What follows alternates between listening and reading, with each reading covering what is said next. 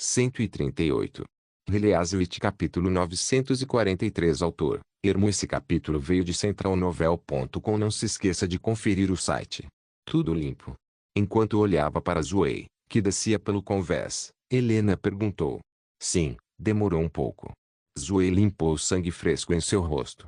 Felizmente, está tudo resolvido agora. O que vamos fazer a seguir? Betty perguntou, encolhendo os ombros. Escrever um relatório para Sua Majestade, Roland? Deixe isso com Helena.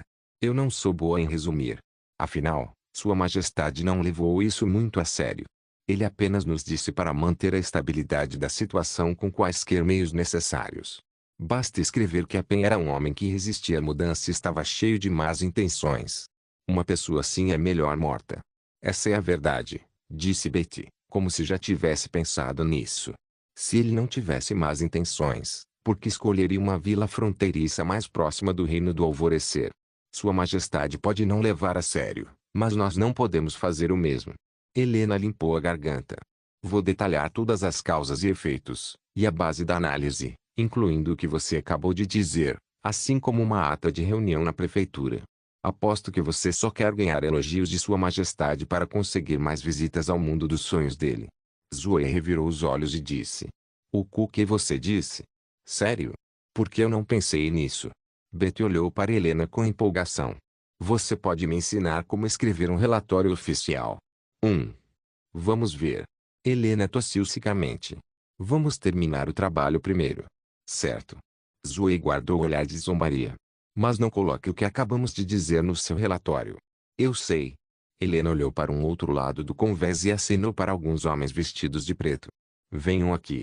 O líder, apoiado por outros dois homens, caminhou até as bruxas e se curvou. Lady Oráculo, o que posso fazer por você? Já que você estava disposto a me seguir até aqui, significa que está totalmente preparado, certo? Helena perguntou seriamente. O velho homem não era outro senão o fundador dos Mercadores Negros, o lendário comerciante da Cidade do Resplendor, Banash Otar. Embora as bruxas da punição divina fossem incomparáveis em termos de capacidade de combate, ainda precisavam da ajuda de pessoas comuns em uma questão como interceptar a Pen no mar e garantir que sua morte não pudesse ser rastreada até Castelo Cinza. Para uma pessoa comum, o regicídio era um crime inimaginável, especialmente quando se tratava de extinguir toda a linhagem real. Por mais ridículo que fosse, até a riqueza, não importa o quão enorme fosse, não era páreo para tal adoração à descendência, como mostravam os ombros trêmulos de Banash. No entanto, ele ainda conseguiu agir, indicando sua ambição de forma clara. Sim. Estou disposto a servi-la. Calma. Helena bateu em seu ombro com satisfação. Aos olhos das divindades, as identidades das pessoas comuns não têm significado. Qual é o grande problema em ser um rei? Não passa de um título. Diga-me, o que você planeja fazer a seguir? Banash se acalmou um pouco. Dos três planos, sou a favor do primeiro. Acho que disfarçar como um naufrágio é o método mais seguro. Todos os anos, ao longo desta rota, dezenas de navios afundam por várias razões, como tempestades, tsunamis, encalhes, etc. Além disso, no mar ao longo da fronteira, haverá uma tempestade daqui a 2 dias. Precisamos apenas levar o navio mais para o mar e fazer um buraco no fundo. Ninguém saberá o que exatamente aconteceu. Ele respirou fundo e acrescentou, quanto a disfarçar como um ataque de piratas ou vingança de nobres, acho que não são irracionais. Embora possamos desviar a suspeita das pessoas para certos alvos, fatos falsos não se sustentarão sob uma investigação intensa. Mesmo que as pessoas não encontrem nenhum vestígio, esses nobres poderiam simplesmente criar algumas falhas por conta própria. Então, para o naufrágio, você pode fazer todas as pistas desaparecerem? Zoe perguntou friamente. Sim, minha lady, disse Banash com determinação. Até os marinheiros que trouxe comigo desapareceram com o navio. Eles são os guerreiros silenciosos criados pelos mercadores negros para limpar as coisas. Não há como a informação vazar. Guerreiros silenciosos. Helena olhou para os dois servos ao lado dele. Esses dois estão entre eles? Sim. Eles não podem ouvir nem falar e precisam receber gestos específicos para serem comandados. É por isso que são chamados de guerreiros silenciosos. Eles devem ter pago um preço altíssimo. Helena sabia o quão complicado era treinar um surdo-mudo para se tornar um guerreiro. Na melhor das hipóteses, A taxa de sucesso era de apenas 1 em 10, considerando que os trainees estivessem em boas condições. Mas como uma câmara de comércio subterrânea encontrou tantos surdos mudos em boas condições, eles provavelmente escolheram homens em boas condições e depois os transformaram em surdos mudos com medicamentos. Claro, ela não se importava como as pessoas comuns tratavam outras pessoas comuns. Mesmo na Era da União, eles nunca pararam de intimidar pessoas mais fracas. Desta vez, trouxe 50 guerreiros silenciosos comigo, que só obedecem a mim. Eles são mais do que suficientes para cuidar daqueles marinheiros. Portanto, este plano é perfeitamente seguro. Banach disse enquanto se curvava. Tudo bem, faça isso. Helena olhou para Zoe e Betty. Mas tenho mais uma coisa para você fazer. O velho comerciante engoliu a própria saliva. Enquanto estiver ao meu alcance, não pouparei esforços. Se fosse apenas para criar um acidente, ela não precisaria esconder isso de Sua Majestade Roland, mas a ordem seguinte não vinha de Roland, e sim de Paza. É simples. Os mercadores negros entraram em contato com o novo rei do Reino do Alvorecer, o Ford King. Por um lado, a Câmara de Comércio continuará a apoiá-lo. Por outro, você precisará infiltrar o máximo de informantes possível em seu novo regime para observar os atos e movimentos da família Kim. Entendeu? Mas, ele não é o fantoche apoiado por vocês? Banach perguntou confuso. Por precaução. Afinal, as pessoas comuns têm uma determinação curta e frágil. Quando o verdadeiro desafio chegar, quem pode garantir que o fantoche se comportará tão leal quanto deveria? Helena fez uma pausa. Além disso, não é confiável depender de uma única família para administrar o Reino do Alvorecer. Espero que seus mercadores negros possam fazer parte disso. Se uma pessoa sempre desejou poder, ficaria extremamente exaltada com tal sugestão, mas Banach não mostrou muita alegria. Ele perguntou preocupado, este é um plano de longo prazo e sou capaz de fazer isso, mas, como você sabe, minha condição física. Helena pegou 2 garrafas de trás dela e as entregou ao velho homem. Tome-as. Beba quando não estiver se sentindo bem. Mas lembre-se, não as beba no intervalo de 1 mês. Com mais 6 garrafas disso, seu corpo atenderá aos critérios básicos para modificação. A excitação encheu os olhos de Banach. Ele pegou as garrafas ansiosamente e as colocou nos bolsos com cuidado. Curvando-se profundamente, disse com empolgação, garanto o sucesso da missão. Trabalhe duro. Quando estiver pronto, nós o transformaremos em um imortal. Helena disse suavemente. Release capítulo 944. Roland sentiu um alívio ao receber a mensagem de que a missão de resgate havia sido bem sucedida. Embora não tenham conseguido tomar o controle do Reino do Alvorecer como conquistadores, após um pequeno desvio do plano original, o país vizinho pelo menos derrubou o governo da família Moe e basicamente manteve a estabilidade. Antes que a família Kane pudesse firmar completamente sua posição, ela continuaria sendo a aliada mais fiel de Castelo Cinza. Além disso, Andrea também estava na cidade de Primavera Eterna. Se tudo corresse bem, a aliança com o Reino do Alvorecer poderia durar pelo menos até a próxima geração. Roland não acreditava que a terceira batalha da vontade divina duraria um século. Andrea, junto com as outras bruxas da punição divina na expedição, estava prevista para retornar à região oeste em cerca de 1 mês. Roland pretendia usar esse tempo para elaborar um plano sólido para o desenvolvimento futuro de Castelo Cinza. Afinal, com a destruição dos remanescentes de Timothy, a força de resistência havia desaparecido temporariamente, e o reino estava integrado nominalmente.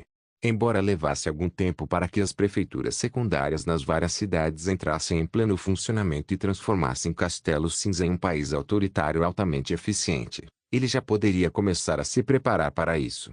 Quando chegasse a hora, a força de Castelo Cinza daria um salto sem precedentes, elevando-a em um nível completamente diferente dos outros 3 países.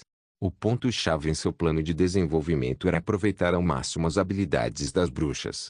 Afinal, elas eram a razão da alta produtividade da cidade de Primavera Eterna. Dentro de meio mês após o retorno de Ana, a cidade havia passado por uma série de mudanças, com as mais proeminentes ocorrendo no castelo.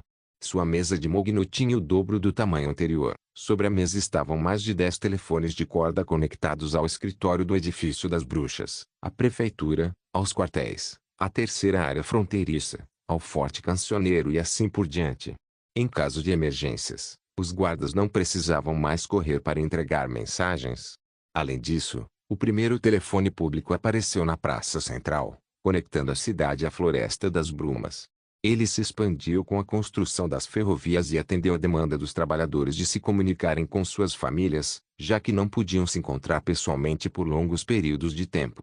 Claro, a tarifa para usar esse telefone era baseada no tempo, e o número de pessoas que podiam usá-lo era limitado, sendo necessário fazer uma solicitação com antecedência. Se alguém achasse caro, poderia optar por usar pombos-correios ou ferrovias para entregar suas mensagens. Graças à popularização da educação preliminar, a comunicação escrita na cidade de Primavera Eterna havia se tornado cada vez mais popular. Responsável pela operação desses sistemas estava o Ministério das Comunicações, um departamento recém-criado na prefeitura. Seu trabalho cobria todos os elos do processo de entrega, desde cuidar dos pombos-correios até fornecer entregas em domicílio. Como resultado, suas subdivisões instantaneamente cresceram para um tamanho colossal, ficando atrás apenas do Ministério da Construção. Oferecia cerca de 1.000 empregos, e quase todos os civis recém-formados da cidade de Primavera Eterna foram absorvidos. Através desse departamento, Roland podia vislumbrar vagamente a silhueta de um grande grupo futuro. Isso era apenas o resultado da própria habilidade de Ana.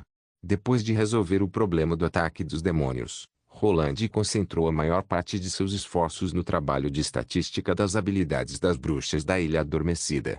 Com a chegada do segundo grupo de migrantes, 96 bruxas haviam se juntado à Dormagia. Testar suas habilidades sozinhas já era estressante o suficiente para Wendy e Pergaminho.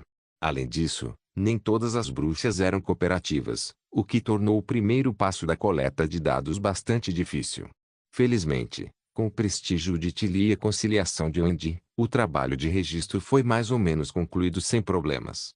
O caderno preto na frente de Roland era o resultado dos exames preliminares de todas as habilidades das bruxas. Ele o havia lido repetidamente nos últimos dias e descobriu os usos da maioria das habilidades das bruxas. Agora ele sentia que a antiga maneira de classificar as habilidades das bruxas como intensificação, invocação e tipo de magia de anexação era muito grosseira e inadequada para expressar seus usos diretamente. Portanto, ele reclassificou as bruxas por suas atribuições de trabalho. Por exemplo, bruxas boas em processamento foram classificadas como tipo de manufatura, bruxas que eram pró-animais foram classificadas como tipo de cultivo, bruxas cujas habilidades ainda não tinham um uso definido foram colocadas no tipo indeterminado. Assim, a prefeitura poderia ver claramente o número de bruxas que poderiam ser empregadas em trabalhos de produção. Além disso, esse grupo de bruxas mostrou a Roland quão drasticamente diferentes suas habilidades poderiam ser. Embora todas fossem despertadas, algumas podiam fazer o flores desabrocharem de uma rachadura em uma pedra, enquanto outras podiam criar cervos mágicos grandes e altos. Não era de se admirar que a União não pudesse suportar uma guerra de longo prazo, porque se uma bruxa de combate morresse, levaria anos antes que o papel que ela desempenhava pudesse ser substituído. Obviamente, o arranjo mais confiável para uma bruxa era colocá-la em uma fábrica. Entre a lista de quase 100 bruxas, Roland deu ênfase especial a 4 delas. Elas eram a no 26 Nuvem Sombria, a no 43 Zima, a no 44 Doris e a no 89 Pulso Fino. A habilidade de Nuvem Sombria era atingir. Ela podia atingir qualquer objeto que tocasse na cor que desejasse, sem alterar sua natureza original. Teoricamente, era uma habilidade de magia de anexação. Seu tempo de efeito era limitado, seu consumo estava intimamente relacionado ao tamanho do alvo, e seu efeito não era influenciado pela Pedra da Retaliação Divina. Mas a habilidade de tingimento de Nuvem Sombria era tão poderosa que seu tempo de efeito era surpreendentemente longo. Isso provavelmente ocorria porque a mudança de cor mal afetava o objeto, e ela só precisava usar um pouco de poder mágico para que o efeito de tingimento durasse anos. Em outras palavras, se Nuvem Sombria esgotasse seu poder mágico, o efeito de tingimento poderia durar um século. Mas o tamanho do objeto ainda importava. Ela não podia, como Beija-Flor fazia, liberar sua habilidade instantaneamente e reduzir seu tempo de efeito. Então, se ela encontrasse um objeto grande além do limite superior de seu poder mágico, sua habilidade não surtiria efeito. Coisas como mudar a cor do mar em um instante seriam impossíveis para ela. De fato, de acordo com o teste de Wendy, Nuvem Sombria podia afetar uma área com o comprimento e a largura de 2 braços, aproximadamente 1,5 metros quadrados. Para Roland, essa área era grande o suficiente. Afinal, um objeto poderia ser dividido e combinado. De certa forma, a habilidade de nuvem sombria preencheu uma lacuna na cidade de Primavera Eterna, a tecnologia de tingimento. Na era atual, o método de tingimento dependia principalmente da extração de cores da natureza, o que em épocas posteriores seria um grande ponto de venda. Mas a verdade era que o desempenho das cores extraídas da natureza era terrível, muitas impurezas, desbotamento fácil, pouca resistência à oxidação e poucas variedades. Como resultado, apenas os nobres podiam pagar por roupas coloridas, e as cores vinham principalmente de fios de ouro e prata embutidos. Os corantes tinham um amplo uso. Além da indústria têxtil tradicional, outras áreas como educação, impressão, química e biologia também precisavam deles. De certa forma, Nuvem Sombria poderia reduzir a carga sobre os ombros de Soraya, o que basicamente a tornava uma grande faz-tudo. Mas as bruxas no 43 e no 44 deram dor de cabeça a Roland. Azima e Doris eram o tipo de bruxas que, segundo Andy, não estavam dispostas a cooperar. Na reunião inicial, elas haviam expressado sua insatisfação com Tilly e desejavam deixar a cidade de Primavera Eterna o mais rápido possível. Embora esse plano tenha sido temporariamente adiado por Pergaminho, a rachadura ainda existia. Se as duas queriam ser recrutadas e dedicadas ao trabalho, isso permanecia desconhecido. Infelizmente, suas habilidades eram muito peculiares. A habilidade de Azima era rastreamento de fonte, embora única, não era insubstituível. Mas a habilidade de Doris de demonificação permitiu que Roland visse a possibilidade de usar poder mágico em grande escala. Release capítulo 945. Em termos simples, a habilidade de Azima permitia rastrear um objeto inteiro através de um fragmento dele, ou através de um microelemento para localizar seu ponto concentrado. Sem dúvida, para uma bruxa da Ilha Adormecida, essa era uma habilidade de sobrevivência. Por exemplo, segurando uma gota de água fresca, Azima poderia encontrar um riacho ou um lago, ou, a partir do caroço de uma fruta encontrada nas fezes de um animal, ela poderia estimar a localização e o tamanho da árvore que a produziu. Devido à contribuição que sua habilidade trazia para a equipe, várias bruxas da região leste se reuniram sob sua liderança e formaram um grupo coeso. Aos olhos de Roland, o rastreamento de fontes era, sem dúvida, a melhor maneira de descobrir recursos naturais, cujos propósitos gerais eram ainda mais amplos do que o olho da magia de Sylvie. A lógica era simples.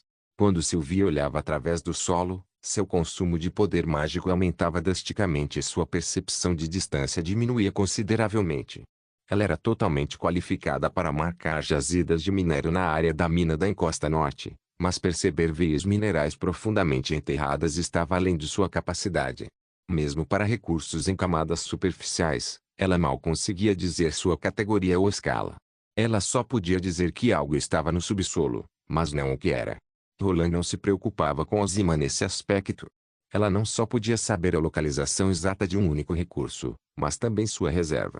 Se sua habilidade pudesse ser combinada com a habilidade de purificação de Lucia, Roland poderia marcar toda a tabela periódica de elementos do mapa de Castelo Cinza. Quando Roland estudou geologia, o que mais o impressionou foi um mapa nacional colorido marcado com recursos. Agora que Castelo Cinza estava unido sob sua bandeira, ele deveria visar ampliar suas fontes de matéria-prima para todo o país, ou até mesmo para o Reino do Alvorecer, as planícies férteis, etc. Mesmo que Azima não estivesse disposta a ajudar, não seria desastroso para a cidade de Primavera Eterna. Afinal, os recursos não iriam a lugar nenhum. Dado tempo suficiente, ele eventualmente alcançaria seu objetivo. No entanto, a habilidade de encantamento de Doris não era a mesma. Como ele carecia de bons métodos de observação, a pesquisa de Roland sobre o poder mágico não teve um bom começo, o que deixou as bruxas como sua única fonte para aproveitar os poderes mágicos. O encantamento era uma habilidade incrível. Em seu caderno, Wendy descreveu a habilidade como a capacidade de anexar poder mágico a um objeto morto para reciclá-lo, retardando consideravelmente o processo de exaustão do objeto e fazendo-o parecer vivo. Roland tinha ressalvas sobre a descrição da habilidade. Ele sabia que era apenas uma expressão costumeira das bruxas que um objeto morto não poderia ter poder mágico. Na maioria das circunstâncias, essa regra se aplicava, com apenas uma exceção, a Pedra da Retaliação Divina. O experimento conjunto realizado por Isabel e Agatha mostrou que a Pedra Divina realmente tinha poder mágico, ou, Pelo menos tinha a capacidade de atrair poder mágico, o que era originalmente exclusivo dos despertados. Quando Isabela suavizou a área sob a perturbação de uma pedra divina, ela pôde ver resíduos de poder mágico extremamente pequenos em sua superfície, embora apenas por alguns segundos. Durante todo o processo, nenhum terceiro injetou mais poder mágico nela. Então esses resíduos de poder mágico devem pertencer à própria pedra divina. Em outras palavras, ao contrário do que ele esperava, a pedra da retaliação divina não tinha um poder mágico de alta densidade que pudesse desabilitar outros poderes mágicos. Mas ela tinha poder mágico, apenas a quantidade era muito pequena. Quanto a como ela isolava os efeitos dos poderes mágicos, isso ainda precisava ser descoberto. Uma coisa ele podia ter certeza: poder mágico incompatível com objetos mortos não era totalmente verdadeiro. Considerando que uma pedra divina poderia se tornar uma pedra comum após o ajuste de Isabela, Agatha fez uma especulação ousada. O poder mágico da pedra da retaliação divina continuaria a se esgotar, mas também absorveria constantemente novos poderes mágicos, como um ser vivo faria, formando uma circulação de poder mágico. Assim como a areia na praia, que absorve o calor da luz do sol e aumenta a sua temperatura durante o dia e libera o calor à noite. Isso poderia explicar por que Isabela poderia alterar completamente a natureza de uma pedra divina sem interferir em sua estrutura. Agatha também acreditava que Isabela matou a pedra divina. A descrição de Wendy foi obviamente baseada na conclusão de Agatha. Roland não se importou com isso. Ele ainda acreditava que a veia mineral das pedras divinas era de fato composta por objetos mortos. Se um objeto podia absorver ou expelir poder mágico, não estava conectado com o fato de estar vivo ou morto. A razão pela qual eles não podiam explicar sua teoria de funcionamento era que sabiam muito pouco. Assim como antes da invenção do microscópio, a humanidade não sabia nada sobre o micromundo. Aos seus olhos, o encantamento era, de certa forma, uma espécie de conversão em pedra divina. Claro, desconsiderando a teoria, essa habilidade era, sem dúvida, eficaz. De acordo com os testes, ela poderia ter efeitos em alvos como pedras mágicas, sigilos, objetos encantados, etc. Os poderes mágicos injetados neles poderiam ser complementados por si mesmos, criando uma circulação. Por exemplo, quando o amanhecer num era totalmente injetado com poder mágico, ele poderia gerar eletricidade por 5 dias consecutivos. Mas quando Luna segurava o espadim, o tempo de funcionamento do amanhecer num poderia ser prolongado por mais 10 dias. De qualquer forma, o poder mágico injetado na vara de bronze estava constantemente escapando e não permaneceria para sempre em um objeto encantado. Isso significava que, mesmo que o poder mágico de Luna pudesse atingir o mesmo nível que o de Anna, ela só poderia sustentar mais alguns amanhecer num ao mesmo tempo. Mal daria para atender às necessidades de iluminação da fábrica e operação dos equipamentos, muito menos ser usado em uma escala maior. E um amanhecer num encantado por Doris poderia absorver os poderes mágicos onipresentes para compensar seu consumo de poder mágico, mantendo assim os polos magnéticos funcionando. Embora sua perda e ganho de poder mágico não fossem totalmente iguais, a melhoria ainda era surpreendente para um encantamento de curto prazo. Isso significava que Luna poderia ser liberada do trabalho de manutenção de carregamento de energia e se tornar uma produtora de energia. Também significava que, além das fábricas, muitos outros lugares poderiam ter um fornecimento estável de eletricidade. Ao mesmo tempo, muitas habilidades de encantamento, que originalmente tinham pouco valor, ganhariam propósito. Além disso, Agatha e Isabela poderiam obter uma pilha de alvos de teste semelhantes às pedras divinas, o que ajudaria muito em suas pesquisas sobre o poder mágico. Quanto aos problemas com encantamentos, como demorar muito para surtir efeito, baixa eficiência, a circulação de poder mágico poderia ser interrompida por pedras divinas, etc., eram insignificantes em comparação com a habilidade em si. Portanto, não importa o que acontecesse, Roland precisava manter uma bruxa assim. Depois de pensar bem, ele sentiu que a única estratégia que poderia funcionar era a da bala açucarada. Afinal, na arte de tentar as pessoas, ele não encontrou ninguém que pudesse fazer melhor do que ele mesmo. Quanto à última bruxa, a no 89, Pulso Fino, ela era exatamente como seu nome. Era filha de um joalheiro e nasceu com talento para entalhar. Ela não só tinha pulsos finos, mas também dedos flexíveis que lhe permitiam esculpir padrões complexos. Após seu despertar, Seu dom foi grandemente aprimorado. Ela não só podia esculpir muito mais rápido, mas também podia esculpir em qualquer coisa. À primeira vista, Ana poderia facilmente fazer isso com sua chama negra, mas ela era uma gênia que passou por duas revoluções. Mesmo na União, ela estava entre as principais bruxas sênior, um nível completamente diferente de pulso fino. O que Roland gostava em pulso fino era que ela poderia aliviar parte da carga de trabalho de Ana. Além disso, nunca poderiam haver muitos praticantes de manufatura de precisão. Na Ilha Adormecida, ela só poderia ser uma artesã de topo, polindo joias para nobres, mas na cidade de Primavera Eterna, ela poderia impulsionar o avanço da sociedade junto com as outras bruxas. Heliaswit capítulo 946. Roland fechou o caderno e suspirou suavemente. A chegada de numerosas bruxas da Ilha Adormecida, sem dúvida, infundiria à indústria da cidade de Primavera Eterna com uma vitalidade imensurável, mas alguns problemas difíceis estavam diante dele, sendo mais complicado a questão do pagamento. Essas bruxas pertenciam à Adormagia. Teoricamente, elas estavam sob a liderança de Tilly, então se estavam dispostas a serem empregadas dependia totalmente delas. Embora a atitude de Tilly em relação a ele tivesse melhorado muito, ainda era difícil para ele cumprir sua promessa anterior e usar sua conexão com Tilly para impulsionar as bruxas. Isso quer dizer que o planejamento de cargos no caderno era apenas sua própria intenção para as bruxas.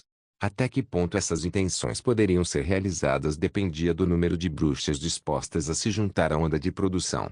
Instilar nelas slogans como "o trabalho é glorioso" ou "o trabalho muda o destino" teria pouco efeito, e exaltar a ideia de lutar por nossa terra natal parecia menos significativo.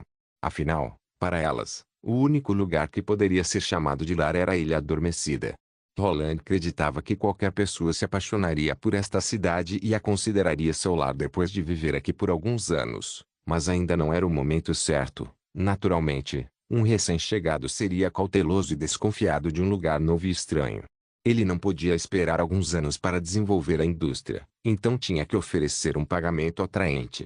Simplificando, tinha que haver um desejo que as impulsionasse a trabalhar. Antes disso, Roland havia perguntado a Tilly sobre o pagamento das bruxas. Na Ilha Adormecida, o serviço de recompensa que as bruxas ofereciam aos mercadores ou exploradores dos fiordes era bastante caro, a maioria custando entre dezenas e centenas de peças de ouro. Embora Tilly usasse esse dinheiro para materiais básicos de subsistência, as bruxas ainda eram pagas de acordo com um sistema primitivo de alocação de cotas. Elas viviam uma vida bastante pobre, mas isso não significava que não tivessem visto muito dinheiro. Além disso, atualmente, 30% dos lucros obtidos com o comércio de bebidas caóticas estavam à disposição de Tilly. Era previsível que ela usaria uma pequena parte para melhorar o padrão de vida das bruxas. Em outras palavras, mesmo que uma bruxa escolhesse não trabalhar, ela não morreria de fome e poderia viver uma vida melhor do que a que tinha na ilha. Portanto, algumas peças de ouro extras podem não ser suficientes para despertar o interesse delas. Além do pagamento baixo, poderia haver a questão da comparação. A maioria das bruxas na União das Bruxas recebia de 1 a 3 peças de ouro por mês. Porque as de fora receberiam um pagamento melhor. Mesmo que Roland aumentasse o pagamento delas também, poderia haver críticas.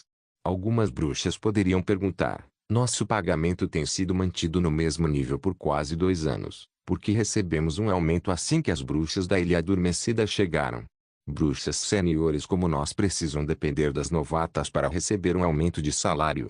Embora os membros da União não dissessem isso, Roland preferia não seguir por esse caminho.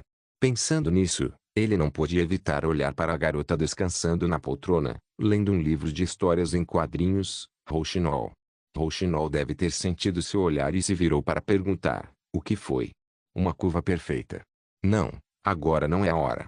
Roland limpou a garganta e perguntou: há quanto tempo você está aqui? 2 anos, 11 meses e 26 dias. Rouxinol se sentou. Por que pergunta? Tão preciso? Se me lembro bem, seu pagamento inicial era de 2 peças de ouro por mês, certo?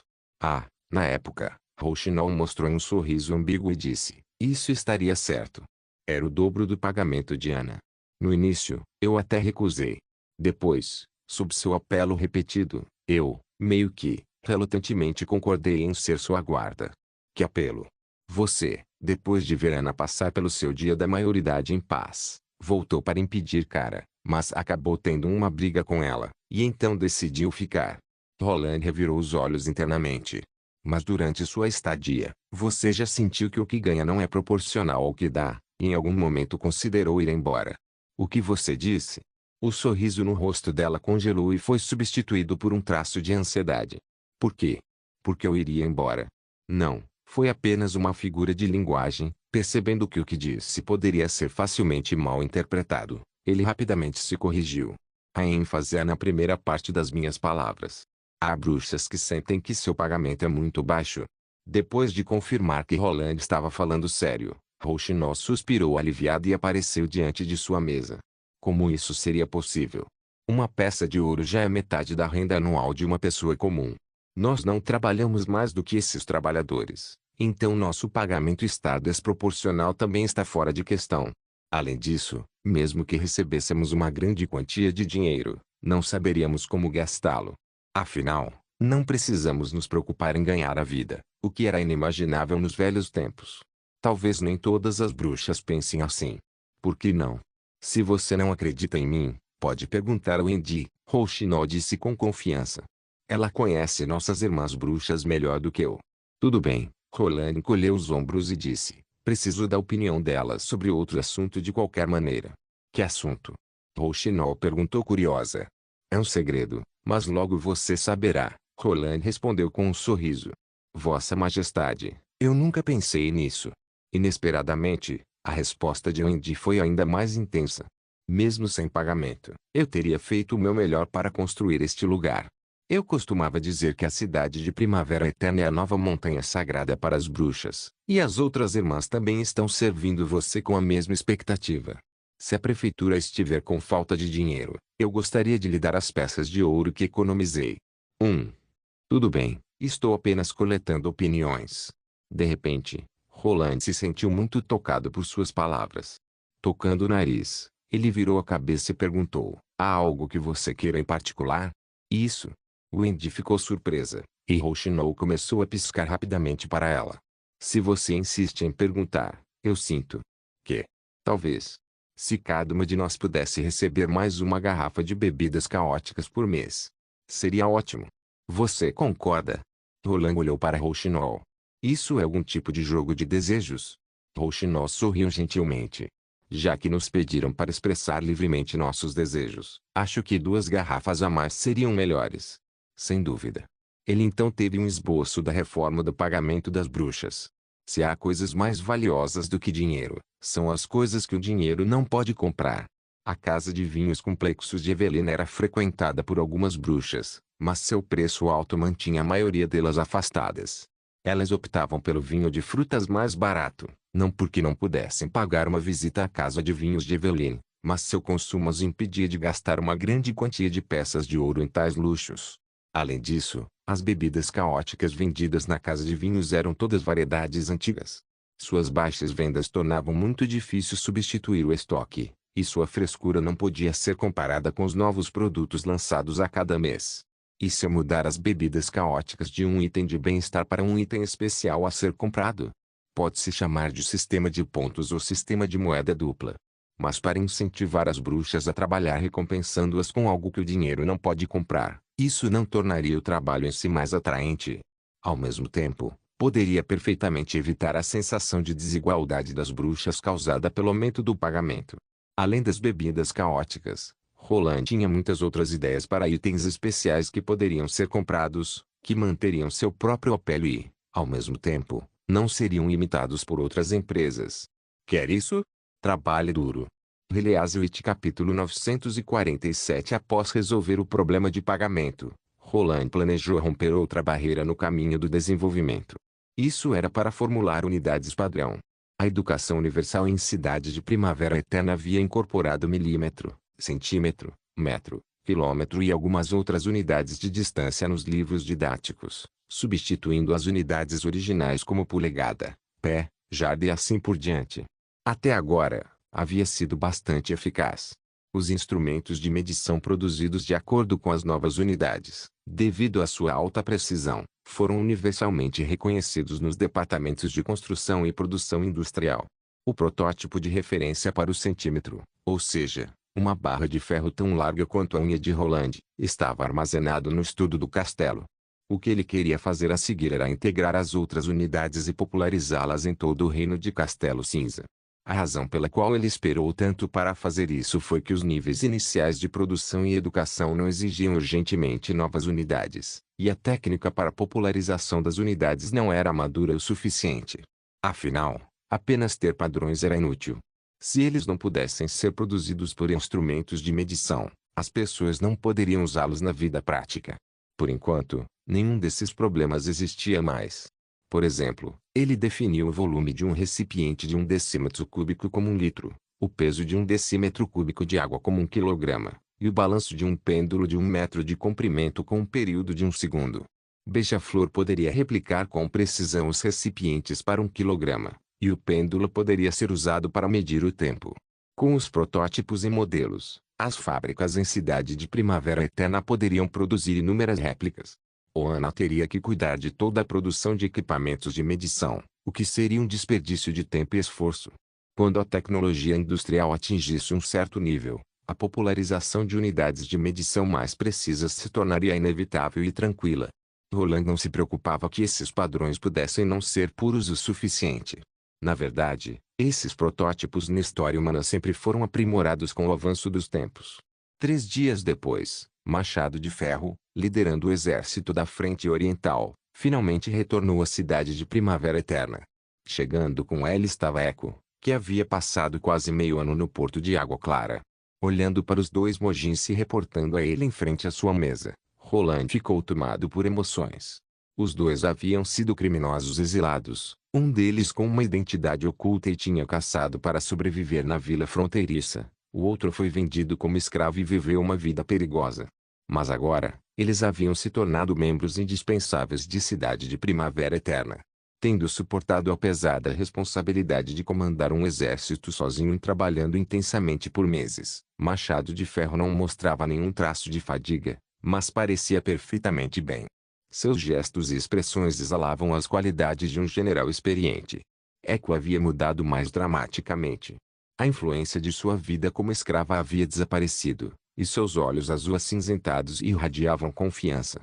Seu temperamento combinava melhor com seu status como chefe de Bravareia. Parece que a experiência realmente pode mudar uma pessoa. O relatório de Eco foi bastante simples. O clã Chama Selvagem cumpriu o acordo, e o primeiro grupo de imigrantes havia se estabelecido no Porto de Água Clara. Afetados pela escolha do primeiro clã em Cidade da Areia de Ferro, alguns clãs relativamente menores se aproximaram dela e expressaram seus desejos de servir a chefe. Todo o plano foi executado de forma bastante suave. Após receber todas as pessoas desses clãs, a população de imigrantes no Porto de Água Clara foi estimada em 30.000 no final do ano, um número que poderia se comparar favoravelmente com o da antiga Cidade do Rei. Ela também trouxe uma carta de Speer, a governante da Serra do Dragão Caído. Sem ler, Roland tinha certeza de que era um pedido por mais mão de obra e comida. Speer disse que, como ela era apenas uma gerente de uma pequena mansão, ela não tinha experiência para cuidar de tantas pessoas, e estava bastante machucada e ferida, Eco disse, imitando o tom de Speer. Embora as mãos habilidosas na prefeitura fossem boas no trabalho, de acordo com as suas sugestões, precisariam de mais 200 a 300 funcionários para ajudar esses migrantes a se estabelecerem. Se Vossa Majestade não cuidar mais dela, ela disse que teve o impulso de se livrar do fardo e fugir para a Cidade de Primavera Eterna para se tornar uma bruxa comum. Roland não pôde evitar de rir. Quem disse que uma bruxa comum é ociosa? Soraya e Ramos estarão de olho em você. Como você poderia ser digna de uma habilidade tão útil como o canal de poder mágico se não a esgotar todos os dias? Roland pensou consigo mesmo. Entendo. Vou enviar mais funcionários a ela no próximo lote, após serem aprovados. Você deve estar cansada após essa missão. Descanse por alguns dias. Sim, Eco se curvou e então perguntou, cheia de expectativa, Vossa Majestade, você tem composto recentemente? Você já aprendeu todas as outras músicas? Sim. Todas têm bons efeitos, especialmente ao inspirar as pessoas, Eco respondeu com um sorriso. Quando estou confusa, costumo cantar as músicas que você me ensinou. Se não fosse por essas músicas, talvez eu não tivesse durado até hoje. Parece que coordenar relacionamentos entre os clãs e manter a ordem no território sul não é tão fácil quanto ela relatou. É apenas que ela suporta as dificuldades e contratempos sozinha. Entendo, Roland disse lentamente. Vou mandar alguém anotar as novas músicas e enviá-las ao seu quarto. Echo se curvou profundamente. Ótimo. Obrigada. Não importa o quão ruim ele fosse em compor, ele sempre poderia vasculhar o mundo dos sonhos. Afinal, ele nunca poderia recusar um pedido desses. Depois que Echo saiu, Roland olhou para Machado de Ferro. Foi uma tarefa difícil. Está tudo bem, Vossa Majestade. Machado de Ferro se curvou e disse rapidamente. É uma honra lutar por você. Não achei difícil, pelo contrário, gostei. Verdade? Roland sorriu, sem dar sua opinião. O que aconteceu com os nobres que fugiram para o condado de Ventomar? Você não os queimou, não é? Eu queria, mas eles fugiram rápido demais, Machado de Ferro disse seriamente. Depois que o primeiro exército terminou de limpar Valência e chegou ao condado de Ventomar, o subúrbio havia se tornado um pedaço de terra desolada. Além disso, vários celeiros na área central pegaram fogo. Obviamente, os nobres preferiram arruinar a cidade e entregá-la a você inteira. Essa deve ter sido a última vingança dos remanescentes do rei rebelde. Roland pensou consigo mesmo. Se o exército da frente oriental não tivesse preparação suficiente e as dezenas de transportadoras de cimento que continuaram transportando suprimentos dia e noite, essa batalha teria parado ali porque os moradores famintos da cidade teriam roubado do primeiro exército. Assim que o exército os reprimisse com violência, restaurar a ordem estaria fora de questão. Para onde eles fugiram? Alguns foram para Fiordes, outros foram para os outros 3 reinos, Machado de Ferro disse com pesar. Infelizmente, o primeiro exército não estava equipado com navios, caso contrário, não teria deixado eles escaparem. Não se preocupe. Enquanto eles ousarem usar seus nomes de família originais, eu os eliminarei mais cedo ou mais tarde, Roland disse lentamente. Pelo menos o grupo que fugiu para o Reino do Alvorecer não era melhor do que moscas se jogando na rede. Eles provavelmente eram os últimos seguidores leais de Timothy. Roland não se preocupava que eles pudessem voltar. A razão pela qual ele queria eliminá-los de uma vez por todas era que eles lhe davam dor de cabeça. Após perguntar sobre as medidas de reabilitação na região leste, Roland de repente se lembrou de algo que havia duvidado há algum tempo. Certo, ia trair os nobres para a prisão e depois colocá-la em chamas. Foi você quem teve essa ideia. A expressão de Machado de Ferro congelou instantaneamente. Release-it capítulo 948 Vossa Majestade, eu.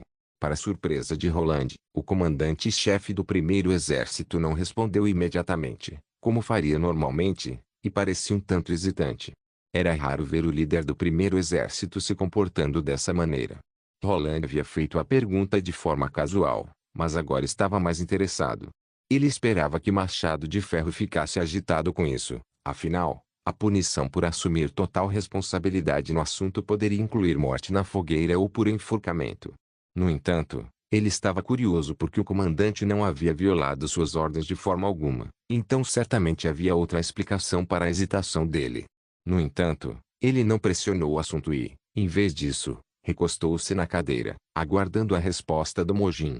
Após muito pensar, Machado de Ferro de repente se ajoelhou e respondeu, não, Vossa Majestade. Embora tenha sido a senhorita Edith quem planejou a eliminação dos nobres inimigos, fui eu quem executou o plano e, portanto, assumo total responsabilidade. Edith? Roland ficou surpreso. Isso foi planejado pelo departamento de conselho? Como não havia visto nada relacionado a isso na proposta enviada, ele se perguntou se isso havia sido arranjado em segredo. Pensando melhor, ele percebeu por que o comandante estava hesitante. Na era atual dos mercenários, qualquer assunto militar era considerado de exclusiva preocupação do Lorde e extremamente sensível à intervenção de terceiros. Se o assunto ocorresse no território de outro nobre, o agitador clandestino certamente seria punido. Machado de Ferro parecia reticente porque não queria implicar Edith, mas também não tinha a intenção de mentir. Pelo que entendi, você lidou muito bem com os assuntos na frente oriental. A prefeitura logo determinará sua recompensa com base nos resultados da batalha. Você pode ir agora. Machado de Ferro ficou pasmo. Vossa Majestade, não vai me punir? Roland não pôde evitar de rir. Por quê? O que você fez de errado? 1. Minhas ordens eram purgar os rebeldes na região oriental e trazer essas cidades sob meu controle. Você tinha o direito de agir de acordo com as circunstâncias, explicou Roland. Se você ouvisse 2 de seus soldados discutindo uma estratégia no quartel e decidisse adotar as ideias deles, eu teria que punir você e esses 2 soldados. Edith é membro do departamento de conselho, afinal, e é normal que ela tenha pensamentos sobre estratégia. Então, Vossa Majestade, não acha que nenhum de nós fez algo errado nesse assunto? Machado de Ferro ergueu a cabeça. Eu não disse isso. Roland encolheu os ombros. Só porque você está bem, não significa que Edith não terá que responder por algo, mas isso não tem nada a ver com você. Volte e descanse bem.